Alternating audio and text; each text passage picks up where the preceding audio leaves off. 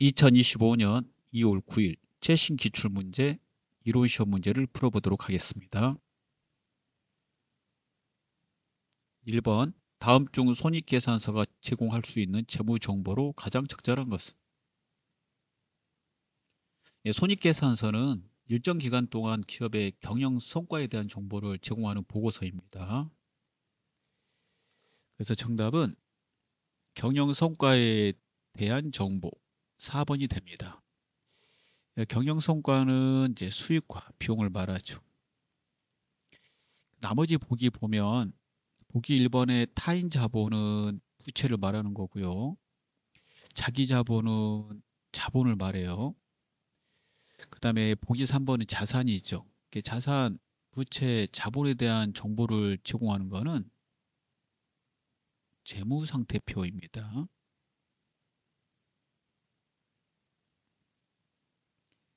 2번을 보도록 하겠습니다. 1월 1일 현재 외상매출금 잔액은 200만 원이다. 단기의 외상매출금 잔액 중 120만 원이 대손 처리된 경우에 인식할 대손상각비는 얼마인가? 단 기초 대손 충당금 잔액은 100만 원이다.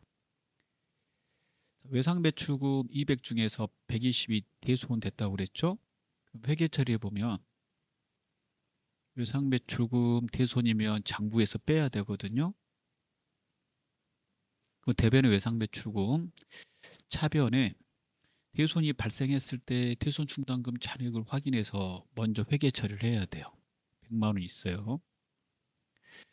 그러면 대변에 있는 대손 충당금을 차변으로 옮겨서 이렇게 써야 되고, 나머지 20만 원 부족한 거는 매출 지역권은 이제 비용 처리해야 되는데, 그 비용의 매출 지역권의 이름이 대손상각비예요. 근데 기타 채권은 이제 기타의 대손상각비, 즉 영업의 비용. 대손상각비는 이제 판관비죠. 이 대손상각비로 비용 처리해야 됩니다. 자, 그래서 그 대손상각비는 20만 원이 돼요. 정답이 1번이 되겠습니다.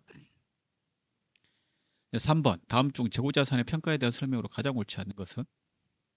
1번 재고자산은 취득원가를 장부금액으로 한다. 그렇죠? 다만 시가가 취득원가보다 높은 경우에는 시가를 장부금액으로 한다. 높은이 아니라 낮은 경우죠. 낮은 경우 시가를 장부금액으로 해요. 이걸 저가법이라고 하죠. 1번 틀렸어요. 2번 재고자산의 매입 원가는 매입 금액의 매입운임, 하용료 및 보험료 등 취득 과정에서 정상적으로 발생한 부대 원가를 가산한 금액이다. 그렇죠? 얘네들 가산하고 매입 한출 및 애누리, 매입 할인을 뺀다고 돼 있습니다. 보기 3번 재고자산의 제조원가는 보고기간 말까지 제조 과정에서 발생한 직접 재료원가, 직접 노무원가, 제조와 관련된 변동 및 고정, 제조 간접 원가의 체계적인 배분액을 포함한다. 그렇죠? 보기 4번 성격이 상이한 재고자산을 일괄하여 구입한 경우에는 총 매입원가를 각 재고자산의 공정가치 비율에 따라 배분하여 개별 재고자산의 매입원가를 결정한다. 예, 그렇습니다. 4번을 보겠습니다. 다음의 12월 말 결산 법인인 주식회사 한국의 기계장치와 관련된 자료이다. 주식회사 한국이 12월 31일에 계상할 감가상각비는 얼마인가? 단 오랄 생각할 것. 지금 감가상각비를 물어보고 있으니까 감가상각 방법을 보셔야 되겠죠. 정률법이라고 되어 있네요. 그 정률법의 공식을 알아야 돼요. 정률법의 그 감가상각 공식이 1년치 감가상각비가 연 감가상각비가 미상각 잔액. 미상각 잔액은 상각이 안 된 금액을 말해요. 즉 취득한 금액에서 상각된 금액을 뺀 거죠. 감가상각 누계를 뺀 걸 말합니다.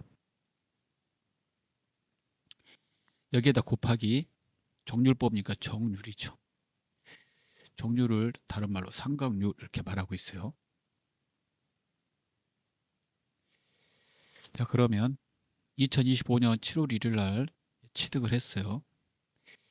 그러면 2025년 7월 1일 정률법에 의해서 감가상각을 한번 해보겠습니다. 2천만 원 곱하기 45% 써져 있죠. 그렇게 하면 1년치가 나오거든요. 1년치가 나오는데 이게 7월 1일이니까 6개월밖에 쓰지 않았잖아요. 그렇게 해서 곱하기 12분의 6을 해야 돼요. 그러면 450만 원. 900인데 절반이니까 450이 되겠죠. 그 다음에 당기가 됐겠죠. 예, 올해 감가상각비를 지금 구하라고 그랬습니다.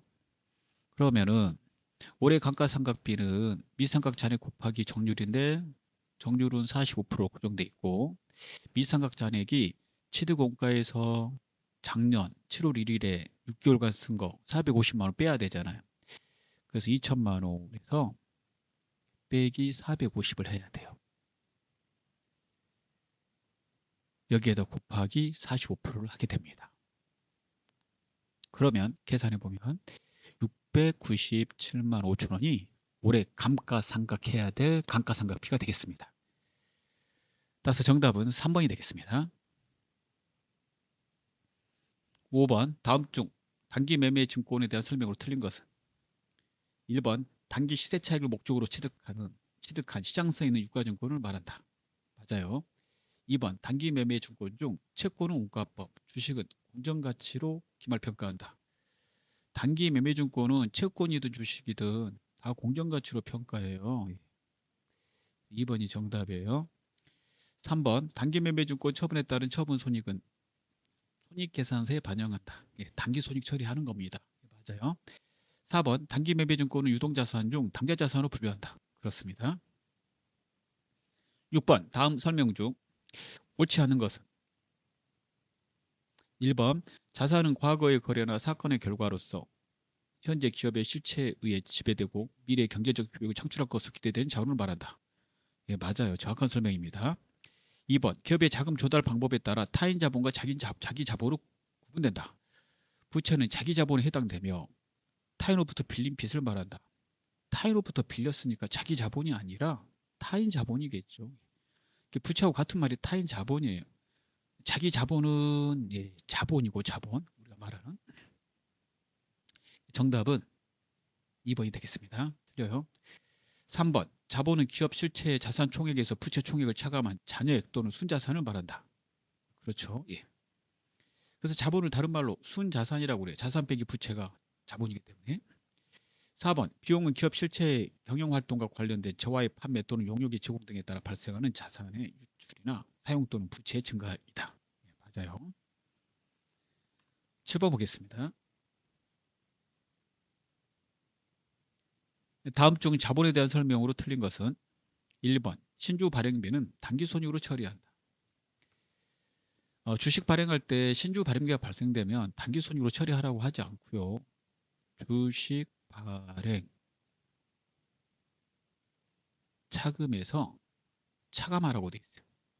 이 말은 무슨 말이냐면 주식을 액면 발행했거나 할인 발행했을 때는 주식 할인 발행 차금으로 하라고 돼 있고 주식을 갖다가 할증 발행했을 때는 주식 발행 초과금에서 차감하라는 뜻입니다.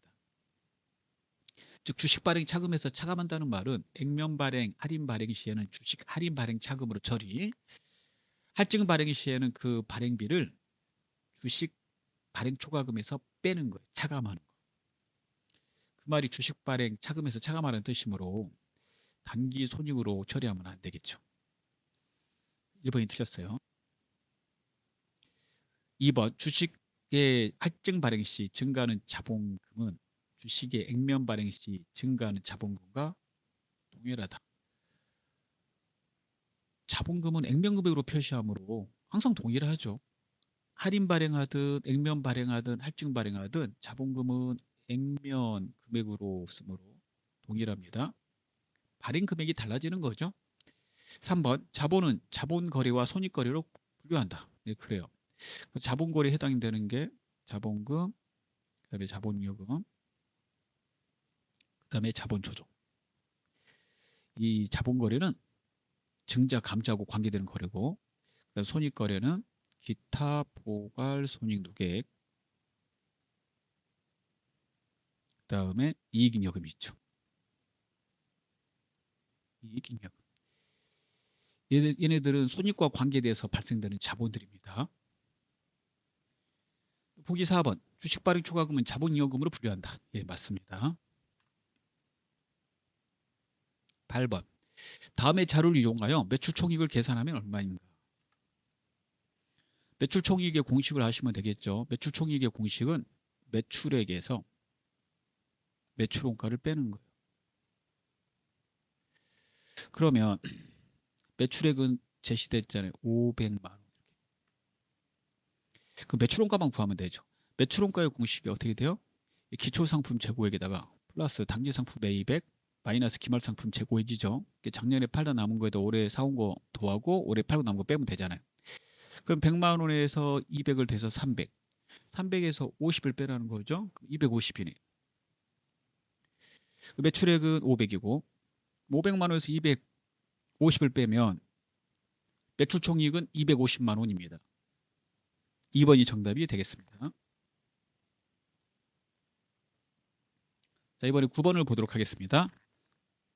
다음 중 제조원가에 대한 설명으로 옳지 않은 것은 1번 제조원가는 제품을 제조하기 위해 투입한 경제적 자원을 말한다. 맞고요.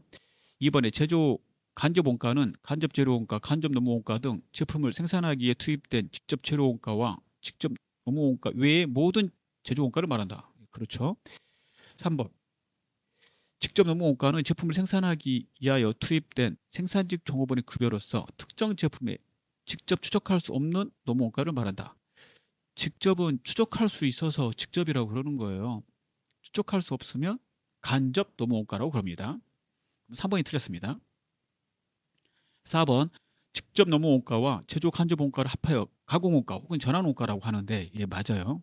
이는 원재료를 완제품으로 전환하는 데 소요되는 원가를 말한다. 그렇습니다. 10번 다음 중 종합원가 계산에 대한 설명으로 틀린 것은 1번 다품종 대량 생산 업종에 적합하다. 종합원가 계산은 다품종이 아니라 소품종 대량 생산이죠. 1번 틀렸어요. 개별원가 계산이 다품종이고 걔는 이제 소량 생산이죠. 종합원가 계산은 물량의 흐름 파악과 완성품 환산량의 계산이 요구됩니다.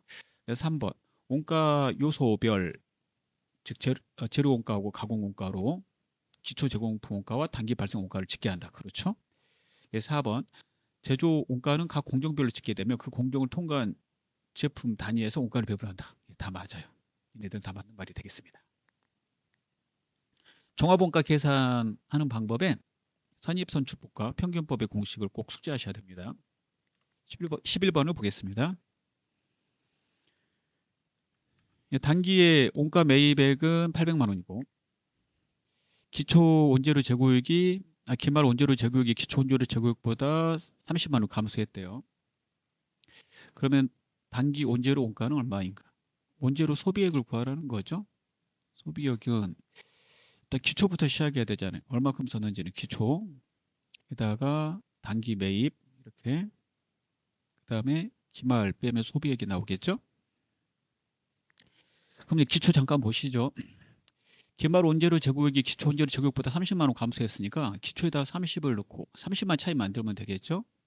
단기 매입액에 800 기말에도 0을 넣으면 되잖아요. 그럼 기말이 기초보다 30 줄어든 거 맞죠. 이렇게 30만 차이 딱 계산할 때 넣어주면 되니까 그러면 30만 원 더하기 30만 원 더하기 800만 원 830 4번이 되겠습니다. 자, 12번 다음 중 원가 배부의 기준으로 가장 적합하지 않은 것은 원가 배부의 기준은 인과관계 기준, 수혜 기준, 부담 능력 기준, 그 다음에 보수주의 기준이 아니라 공정성과 공평성의 기준이 있죠. 공정성과 공평성 기준 이렇게 쓰면 되겠네요. 예. 이렇게 해서 4개를 알아두시면 되겠습니다.